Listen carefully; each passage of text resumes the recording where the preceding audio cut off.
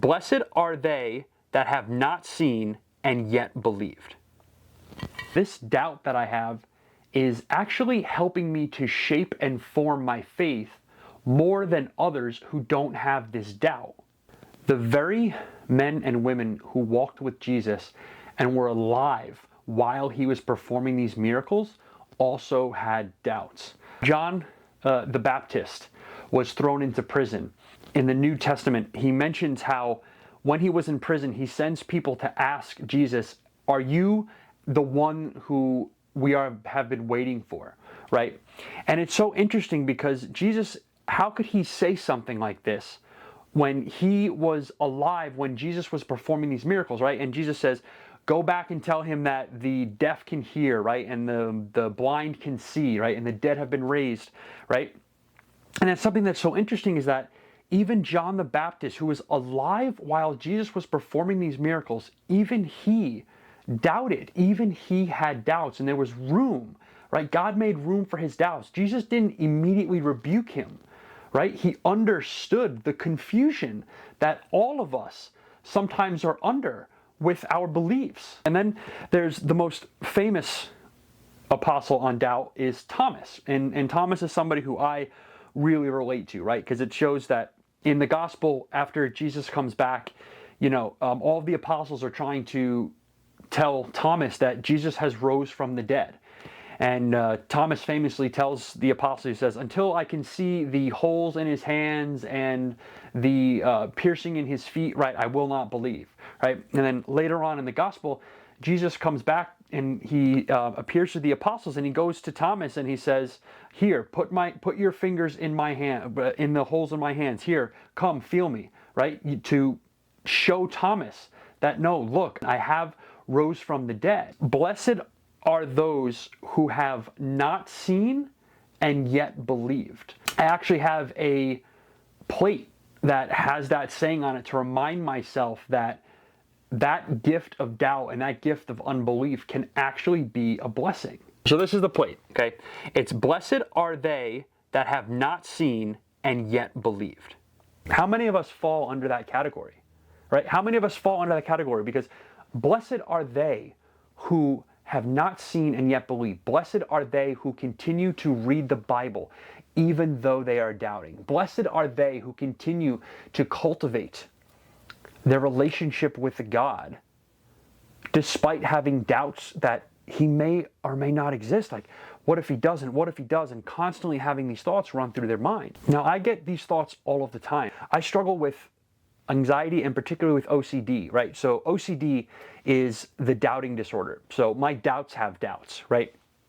So that makes it very challenging for me at times to be able to get this sense of confidence that I felt was synonymous with faith. Trying to cultivate my relationship with God and read the Bible and practice Christianity as best as I could, right? Given the mind that I have, given the knowledge that I have, and given the heart that I have at this present moment, at this stage in life, it was always very challenging. And so reading these messages and reading these verses and seeing that John the Baptist, Thomas, right? And there's plenty of other men and women throughout the Bible who have doubted, okay, that Jesus was the one, doubted what he could do. And yet, Jesus still made room for their doubts. God still made room for their doubts. So that's one of the things too, is that God understands the human condition. Okay, he understands the dust in which we are. He understands the frame in which we had and how challenging it can actually be, especially nowadays. We are inundated with so much information, yet the truth is so far away, right? Yet the truth doesn't feel as close as it should, despite the amount of information that we have. That's because there's so much misinformation out there, and you can search this up and they can say, no, this, and this are true, and then you can search something else up and they can say this, and this are true, and somebody can say, no, this Bible verse means this, no, this Bible verse means that, no, this is what happened, no, that is what happened, right?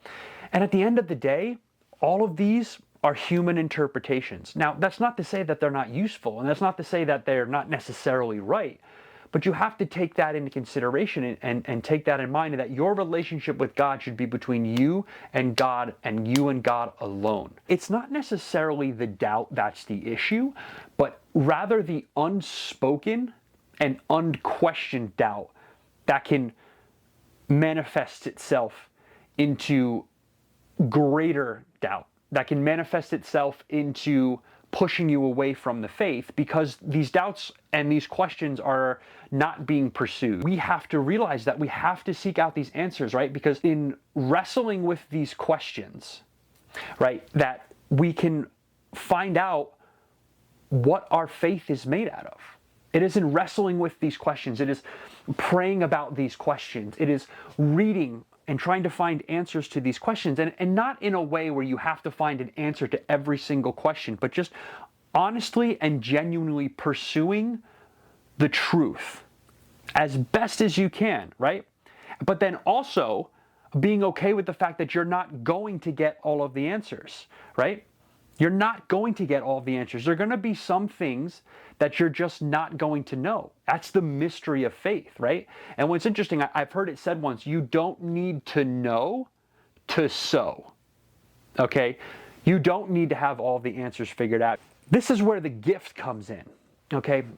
You have been given the gift of doubt and the gift of unbelief, because people who don't struggle with doubt and people who don't struggle with these unbeliefs, they're not going to have to dig deeper because they don't have any doubts.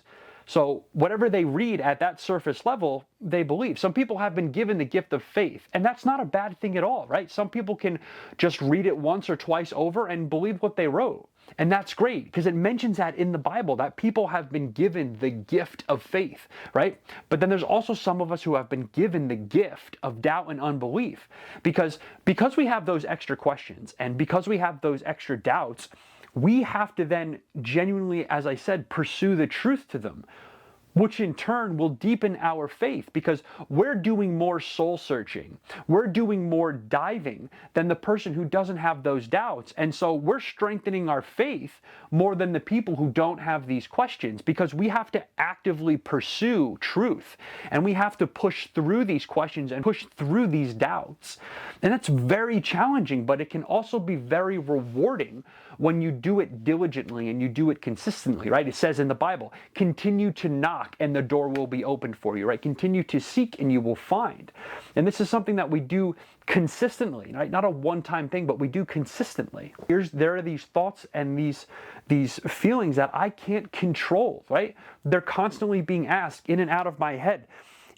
Yet I still do the things necessary that I need to cultivate and nourish my faith. I'll still go to church with these doubts. I will still pray with these doubts. I will still open up the Bible with these doubts, despite feeling unworthy, despite feeling like, do I really believe this, right? That's what faith is, okay? There's a word that has been on my mind and on my heart for the past couple months, and it's such a powerful word, and it's called despite. Okay, despite, because going to church despite feeling guilty, despite feeling like you shouldn't be there, despite not wanting to go, praying to God despite feeling guilt, despite feeling anger, despite feeling anxiety, right? Doing the things that you can to nourish and cultivate your faith, despite the things around you telling you shouldn't. The thoughts in your head, maybe other people, maybe your family, maybe your friends, right? Telling you that this is not for you, right? Sometimes your own thoughts, this is not for you, but doing it despite those things, because that's faith. Because I've always thought that faith meant confidence, that if you have faith in something, that means you're confident, right? But that's not true. Faith, at least for the most part, for me, faith is action in the presence of doubt. I think that is such a pragmatic and insightful way of looking at faith, that faith in and of itself is taking action despite doubt, right? Taking action despite having any evidence. Despite my doubts, despite my unworthiness, despite my guilt, shame, fear, anger, what would I tell God anyway? That's how you start your prayer. and just having a open and honest conversation with him. He's listening, right? Even if you doubt that he's listening, talk anyway. You don't have all of the evidence that you want, but despite that, you take action anyway. Life doesn't always give us answers. It doesn't always give us roadmaps. It doesn't give us the certainty that we're looking for, but it does give us these moments that we can use to seek virtue and to seek truth that we can use later on down in life and throughout our lives.